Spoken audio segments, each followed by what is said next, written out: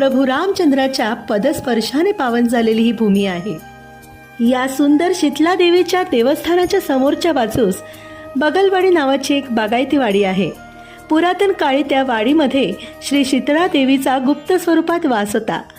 कालांतराने गावातील एका शेतकऱ्याच्या स्वप्नात येऊन देवीने त्याला दृष्टांत दिला आणि ही बातमी येथील गोपाळपंथीय लोकांना समजताच त्या लोकांनी या देवीचा शोध घेतला।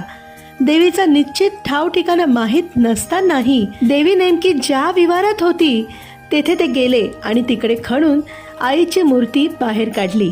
अशा रीतीने दृश्य स्वरूपात देवी बाहेर आली आणि या गावातल्या लोकांनी आई शीतला मातेची पालखी स्वरूपात अत्यंत उत्साहात आनंदाने वाजत गाजत मिरवणूक काढली आणि आता सध्या ज्या ठिकाणी आईचं मंदिर उभारले त्याच ठिकाणी येऊन आईची प्राण प्रतिष्ठापना केली।